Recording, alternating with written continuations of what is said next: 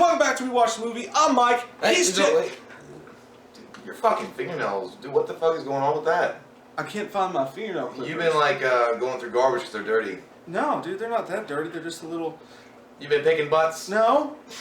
No. You kind of look like a.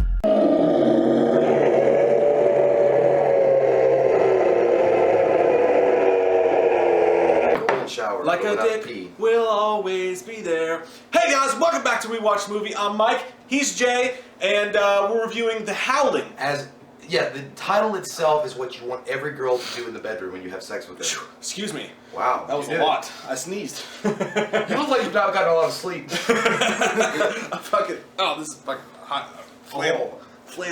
Is it getting hot in here? The Howling is directed by Joe Dante. He also directed Gremlins. Oh, I love that movie. He did, and you saw Burying the Dead or whatever. Burying the X. He did that too. I like that movie too. Yeah, Joe Dante, the amazing, and Dee Wallace, who's in like fucking everything, a horror fucking staple right there. She just looks like she would be on like Seventh Heaven. You know, like she would be the mom instead of the mom that they actually use in Seventh Heaven. In The Howling, what happens is Dee Wallace's character. She's a famous news lady anchor, and she goes undercover to catch this guy who's been doing these serial killers. He's not been having sex with serial killers, but he's a serial killer. So she goes undercover because he wants her, and there's this whole creepy ass scene where she's in this nudie booth, and stuff happens. She can't remember what happens. She has some sort of amnesia, so her doctor sends her to his retreat where there's all these weirdos. Her and her husband get up there. There's all these crazy weird people. Weird stuff is afloat at the Circle K. But not everything is as it seems. It's not. And she's up all night hearing this howling, and her husband goes and cheats on her, and then he becomes a werewolf, and then werewolf bad stuff happens. I don't blame her husband for cheating her. Because every time he wakes up for a little nookie mookie, she's like, I can't tonight. He's like, motherfuck. And that girl, that Elvira's sexual, he's drinking the little drink that she makes for him, and he's like, I gotta go find my wife. She's like, why? I'd be like, good question. That was weird, dude. What's your name? He goes to, she starts to make out with him, and he's like, all right, let's do this. And then, like, at the Home Depot, let's do this. They start fucking under the moonlight, as funny. everybody wants to do. I wonder if they did it doggy style. He decides to finally go out, and she's like, you wander out in the night like a bitch in heat. He looks just like the guy in Halloween 3. The one, the main guy in Halloween 3 Season of the Witch, when he's standing there, and she's like, where do you want us to sleep, doctor? And he's like, Karen, that's a stupid question. He looks just like that guy. I thought he was going to sell us some paper towels because he looked like the brawny guy. But yeah, dude, that scene when they go to when he finally cheats on his wife and he sleeps with that girl, or whatever, and they meet in front of the fire and they just start disrobing. It's the most awkward 70s porn. She even had the bush. Like, is this supposed to be like a black comedy kind of thing? And it is. That's great. It's satirical. It's Paul Verhoeven-y. Yeah, because I was hoping, I was like, please don't tell me you're trying to make this extremely serious because there's no way that it can be. The only thing I didn't like about it really overall was that the orchestra kind of music that they use, like that. Every time they saw something, it was like boom, boom, boom, boom. Dude, by the end of the movie, you're like, I don't want to hear that anymore. I know, it was just terrible. So noisy. But the suspense and what's going on and the storytelling part of it, I was really like, I wanted to know. I wanted like, what the fuck is going on here in this colony? Well, first off, it starts out and you got this weird 70s serial killer crime shit. It feels dirty. It feels nasty, and it feels like when she goes into the nudie booth and they're watching that movie, and he's like, I've got some, I'm gonna light your whole body up, Karen. And it's so weird, and it feels like you're about to watch like a smut film, like the film that they're watching. It feels like you're about to watch it.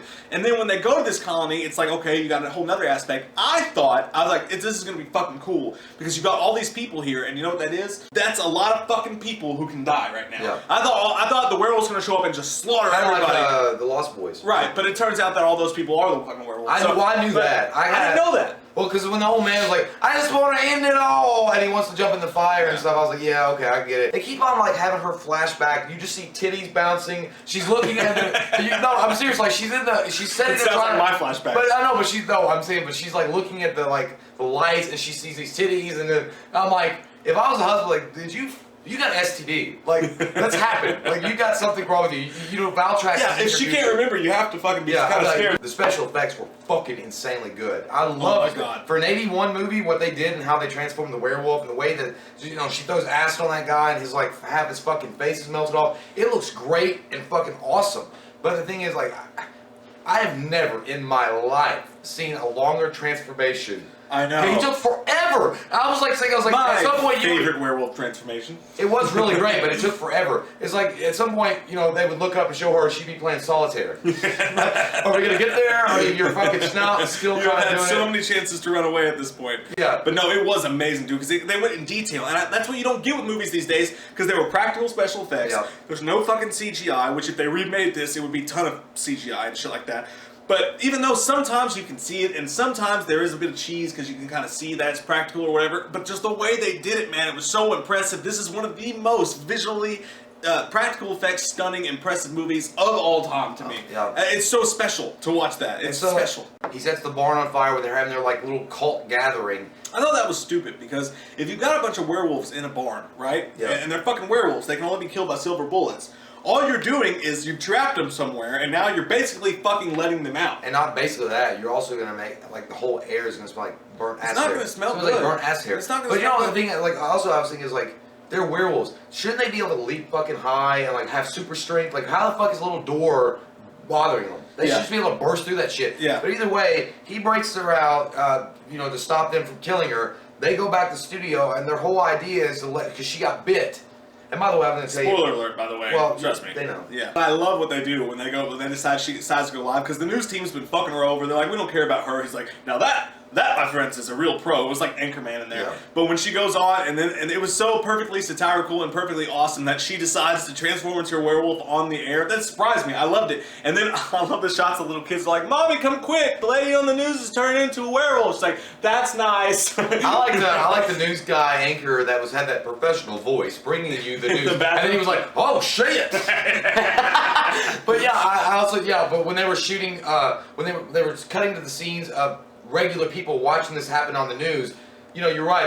They didn't believe it. They didn't believe that this was real. They're like, it's amazing what they can do with special effects. I like say you're a demon, but I don't believe them. Yeah, Dad. But I do like that one guy sitting at the bar. And he was like, no, she turned into a werewolf and they shot her. It cuts back to the Elvira woman, and he was like, what would you like, little lady? He's like, a hamburger, raw. And then you see it flipping, and that's the way it ends. It's so corny and so cool and horrorish at the same time that I absolutely love it. I want to say this, though. The first shot when the guy goes into the woods and you see the werewolf for the first time looked like shit. It looked like fucking shit. It looked like what you guys saw us just do a minute ago. It just looked like some guy in a werewolf mask, and I'm thinking, oh, come on.